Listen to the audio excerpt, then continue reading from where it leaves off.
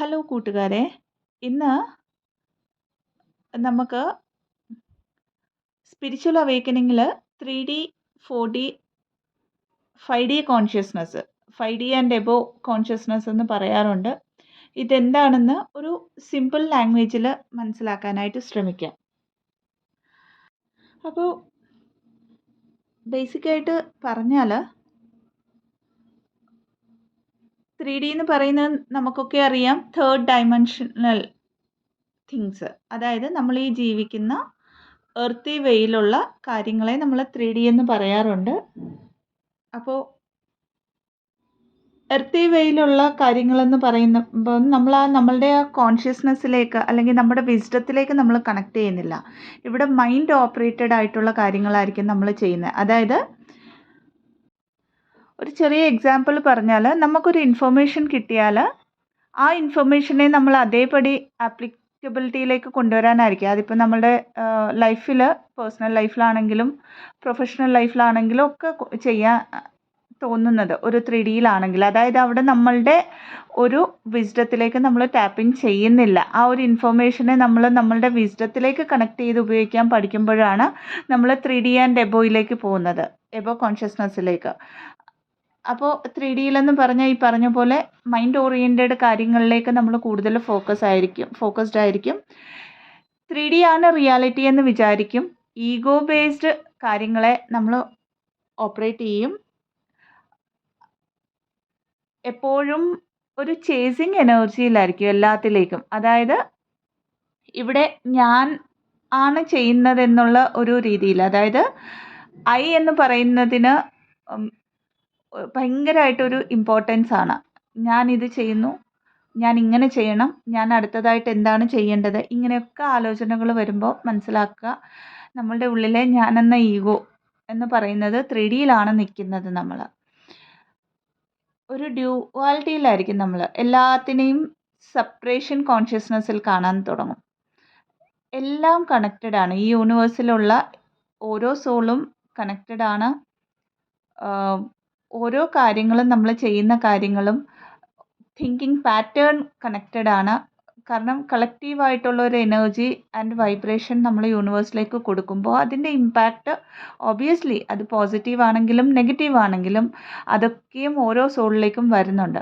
പക്ഷേ ഇതിനെയെല്ലാം മാറ്റി നിർത്തിക്കൊണ്ട് നമ്മൾ 3Dയിലാണെങ്കിൽ ഈ ഞാനെന്ന് പറയുന്ന ആ ഒരു കോൺസെപ്റ്റിലേക്ക് കൂടുതൽ ഫോക്കസ്ഡ് ആയിരിക്കും. അതായത് separation consciousness, duality, conditioned mind ആയിരിക്കും. അതായത് സൈക്കോളജി ഒക്കെ പഠിച്ചവർക്ക് അറിയാം, മൈൻഡിൻ്റെ ഒരു കോൺസെപ്റ്റ് എന്ന് പറഞ്ഞാൽ, അല്ലെങ്കിൽ ആ മൈൻഡ് നമുക്ക് തന്നിരിക്കുന്നത് തന്നെ നമ്മളുടെ ഒരു എന്താ പറയുന്നത്, ഒരു അലാറം സിസ്റ്റം പോലെയാണ്. അതായത് പ്രസൻറ്റിലുള്ള ഒരു കാര്യത്തെ കാണുമ്പോൾ അതിലുള്ള ഫിയർ ബേസ്ഡ് എനർജീനെ എടുത്ത് കാണിക്കും മൈൻഡ്. അത് മൈൻഡിൻ്റെ ഒരു വർക്കാണത്. അല്ലെങ്കിൽ ഈ ഒരു കാര്യം ചെയ്യുമ്പോൾ ഇങ്ങനെയൊക്കെ സംഭവിക്കാം, ഇതിൻ്റെ ഇമ്പാക്റ്റ് ഇങ്ങനെ ആയിരിക്കും എന്നുള്ള രീതിയിൽ ആദ്യത്തെ കാര്യം നമുക്ക് നെഗറ്റീവായിട്ടുള്ള കാര്യങ്ങളായിരിക്കും മൈൻഡ് നമ്മളെ ഓർമ്മിപ്പിക്കുന്നത്. എന്തുകൊണ്ടാണ് ഇതിങ്ങനെ സംഭവിക്കുന്നതെന്ന് പറഞ്ഞാൽ, മൈൻഡ് എന്ന് പറയുന്നത് നമ്മുടെ സബ് കോൺഷ്യസ് മൈൻഡിലേക്ക് കണക്റ്റ് ആവും. അതായത് സബ് കോൺഷ്യസ് മൈൻഡ് എന്ന് പറയുന്നത് നമ്മളുടെ ഹാർഡ് ഡിസ്ക് പോലെയാണ്. ഇവിടെ പാസ്റ്റിൽ നമ്മൾക്ക് സിമിലർ കൈൻഡ് ഓഫ് എക്സ്പീരിയൻസുകളിലൂടെ പോകുമ്പം കിട്ടിയിട്ടുള്ള ട്രോമാസും ഇമോഷൻസും ഒക്കെ സ്റ്റോർഡാണ്. ഹീലായിട്ടില്ല നമ്മളല്ലേ.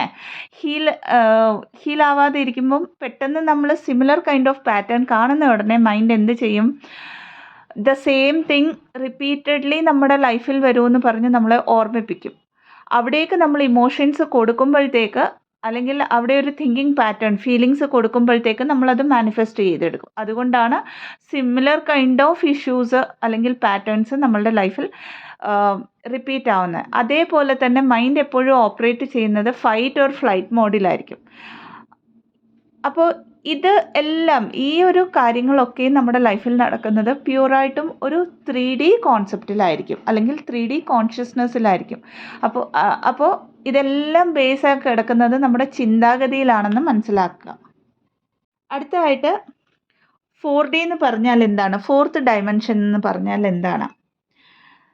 നമ്മളുടെ ഫീലിങ്സിനെയും ഇമോഷൻസിനെയും നമ്മൾ മനസ്സിലാക്കാൻ തുടങ്ങും.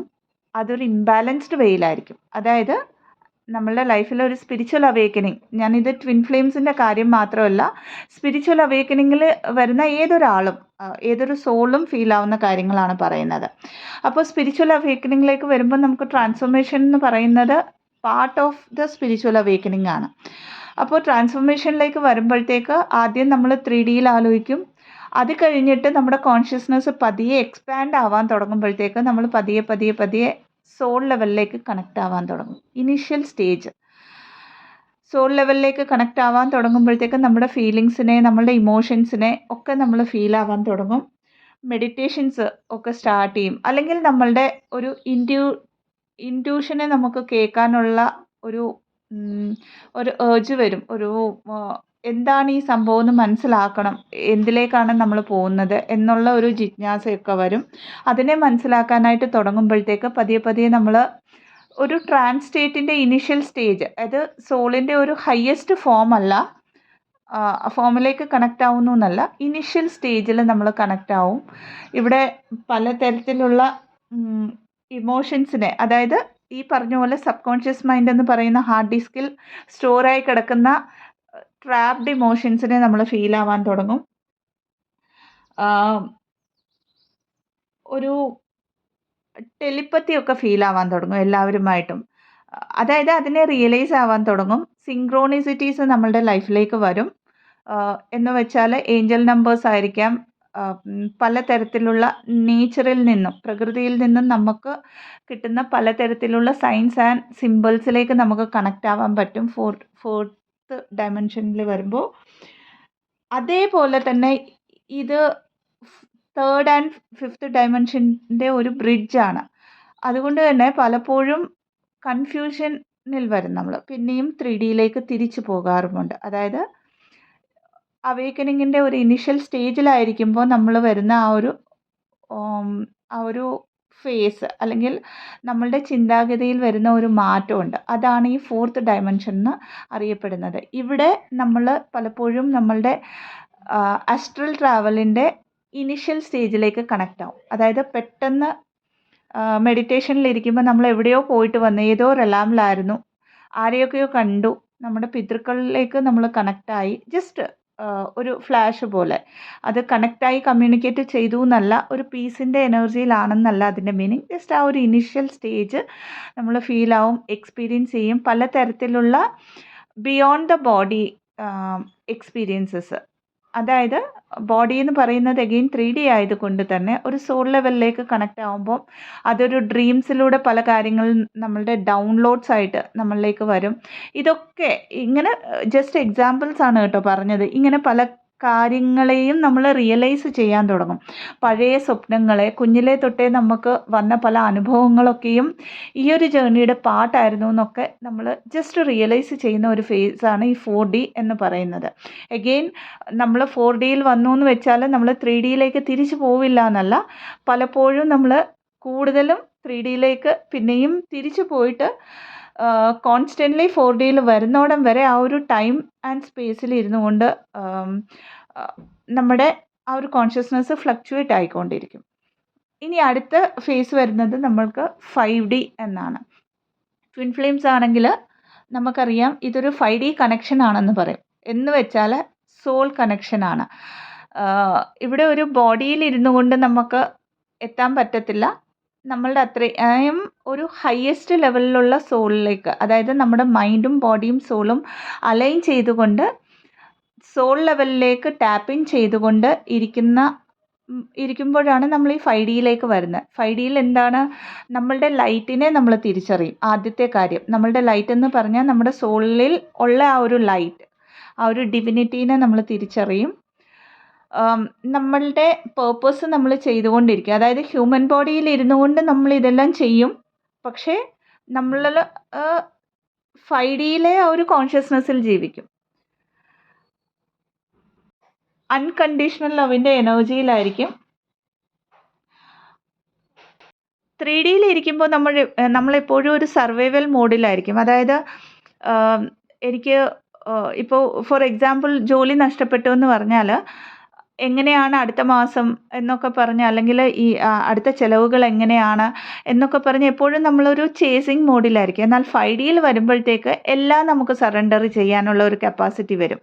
അതായത് ഈവൻ ദോ നമ്മൾക്ക് ആ ഒരു മൊമെൻറ്റിൽ ഒരു അബണ്ടൻസ് ഇല്ല, ഒരു ജോലി ഇല്ല എന്ന് വിചാരിച്ചാലും അത് ദൈവത്തിൻ്റെ തീരുമാനമാണെന്നും റൈറ്റ് നോ ഈ ഒരു മൊമെൻറ്റിൽ ഞാൻ ചെയ്യേണ്ടത് എൻ്റെ ട്രാൻസ്ഫോർമേഷനെ അക്സെപ്റ്റ് ചെയ്തുകൊണ്ട് എൻ്റെ സ്പിരിച്വാലിറ്റിയിലേക്ക്, അതായത് എൻ്റെ സോളിലേക്ക് എനിക്ക് കണക്റ്റ് ആവാനുള്ള കാര്യങ്ങൾ ഞാൻ ചെയ്യണമെന്നും മനസ്സിലാക്കിക്കൊണ്ട് ടോട്ടലി സറണ്ടർ ചെയ്യാൻ തുടങ്ങും.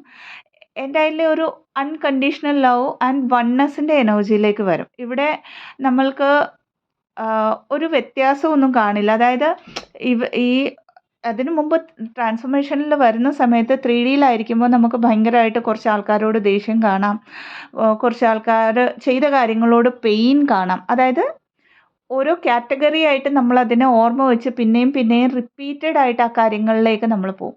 എന്നാൽ 5Dയിൽ വരുമ്പോഴത്തേക്ക് ഇവരെല്ലാം ഒരു സോൾ ലെവലിൽ നമുക്ക് കാണാൻ പറ്റും. ആൻഡ് അവരുടെ കോൺഷ്യസ്നെസ് അത്രയും വന്നിട്ടില്ലാത്തത് കൊണ്ടാണ് അവർ എഗെയിൻ ആൻഡ് എഗെയിൻ അങ്ങനത്തെ കാര്യങ്ങൾ നിങ്ങളുടെ സോളിലേക്ക്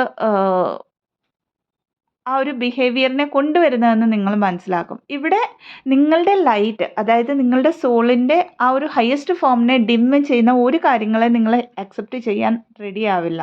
ദാറ്റ് മീൻസ് ഇവിടെ അറ്റാച്ച്മെൻ്റ് ഇല്ല നിങ്ങൾക്ക്. ആൻഡ് സോൾ ലെവലിൽ കാണുന്നത് കൊണ്ട് തന്നെ ഓരോ കാര്യങ്ങളെയും അതേ സോൾ ലെവലിൽ എടുക്കാൻ പറ്റും. അതായത് നമ്മളെ ആര് വിട്ടുപോകുന്നു, നമ്മളുടെ ലൈഫിൽ ആരുണ്ട്, ഇതൊന്നും നമ്മൾ ബോദർ ചെയ്യുന്നില്ല 5Dയിൽ നിൽക്കുമ്പോൾ. അത് ഈവൻ നമ്മളുടെ ട്വിൻ ഫ്ലെയിമിൻ്റെ കാര്യത്തിലാണെങ്കിൽ പോലും ഇവിടെ എൻറ്റയർലി നമ്മൾ ഡിവൈനിൽ സറണ്ടർഡ് ആയിട്ട് മുമ്പോട്ട് പോകും. അതായത് നമ്മളെല്ലായ്പ്പോഴും ഒരു 3Dയിൽ നിൽക്കുമ്പോൾ ഒരു ഡൂയിങ്ങിൻ്റെ മോഡിലായിരിക്കും. എല്ലാം ചെയ്യണമെന്നുള്ള മോഡിൽ നിന്നും ഇവിടെ വരുമ്പോഴത്തേക്ക് ഒരു ബീയിങ്ങിൻ്റെ മോഡിൽ, അതായത് ഹ്യൂമൻ ബീയിങ് ആണ് നമ്മൾ. അപ്പോൾ ആ ബീയിങ്ങിൻ്റെ മോഡിലേക്ക് വരുമ്പോഴത്തേക്ക് നമ്മളുടെ ഉള്ളിലുള്ള യൂണിവേഴ്സിനെ, നമ്മൾ തന്നെയാണ് യൂണിവേഴ്സ്, അതായത് യൂണിവേഴ്സിൻ്റെ ഒരു ഭാഗമാണ് ഞാൻ. അത്രയും അബണ്ടൻ്റ് ആയിട്ടുള്ള ഒരു യൂണിവേഴ്സിൻ്റെ പാർട്ടായത് കൊണ്ട് തന്നെ ഞാൻ നാച്ചുറലി എല്ലാത്തിനെയും അട്രാക്റ്റ് ചെയ്യും, മാഗ്നറ്റൈസ് ചെയ്യാൻ കഴിവുള്ള ഒരു സോളാണെന്ന് നമ്മൾ റിയലൈസ് ആവും. ഇവിടെ വരുമ്പോഴത്തേക്ക് അക്യുറേറ്റ് ആയിട്ട് നമ്മൾ ആസ്ട്രൽ ട്രാവൽ ചെയ്യാൻ തുടങ്ങും. ദാറ്റ് മീൻസ് ആസ്ട്രൽ ട്രാവലിനെ കുറിച്ച് ഒരു വീഡിയോ ഇട്ടിട്ടുണ്ട്. ആസ്ട്രൽ ട്രാവൽ എന്താണെന്ന് അറിയാത്തവർ അത് കണ്ടു നോക്കുക. ആൻഡ് ലൂസിഡ് ഡ്രീംസിൽ നമുക്ക് പോകാൻ പറ്റും. ഡ്രീംസിനും ലൂസിഡ് ഡ്രീംസിലും തമ്മിലുള്ള വ്യത്യാസം എന്താണെന്ന് പറഞ്ഞാൽ, ഡ്രീംസ് എന്ന് പറയുന്നത് സബ് കോൺഷ്യസ് മൈൻഡിൽ കിടക്കുന്ന നെഗറ്റിവിറ്റി ആവാം, പോസിറ്റിവിറ്റി ആവാം. അത് നമ്മൾക്ക് സർഫേസിൽ ഹീലിങ്ങിനായിട്ട് കൊണ്ടുവരുന്ന കാര്യങ്ങളായിരിക്കാം, അല്ലെങ്കിൽ ആ റിലേറ്റഡ് ആയിട്ടുള്ള കാര്യങ്ങൾ. എന്നാൽ ലൂസിഡ് ഡ്രീംസ് എന്ന് പറയുമ്പോഴത്തേക്ക് നമ്മുടെ സോള് അത്രയും കണക്റ്റഡ് ആയിട്ട് സോളിൻ്റെ അധീനതയിൽ ഇരുന്നു കൊണ്ട് നമുക്കറിയേണ്ട കാര്യങ്ങൾ, അത് നമ്മുടെ പാസ്റ്റ് ലൈഫ് ആവാം, പ്രസൻറ്റ് ലൈഫ് ആവാം, ഫ്യൂച്ചർ ടേംസ് ആവാം, നമ്മുടെ ഈ ഒരു ലൈഫ് ടൈമിലേ ആവാം. ഇൻ കേസ് നമുക്ക് ഇനിയും ലൈഫ് ടൈംസ് ഉണ്ടെങ്കിൽ അതിനെക്കുറിച്ചൊക്കെയും നമുക്ക് ആ ലൂസിഡ് ഡ്രീംസിലൂടെ നമ്മുടെ സോള് തന്നെ ഇൻഫർമേഷൻ തരും. അത് എത്രത്തോളം വേണോ അത്രത്തോളം മാത്രം. ബേസിക്കലി പറഞ്ഞാൽ ആ ഡ്രീംസിൻ്റെ മുകളിൽ നമ്മളുടെ സോളിനൊരു കൺട്രോൾ കാണും. അത്രയ്ക്കധികം അവേക്കൻഡ് ആയിരിക്കും സോൾ ഈ ഒരു ലെവലിലേക്ക് വരുമ്പോഴത്തേക്ക്.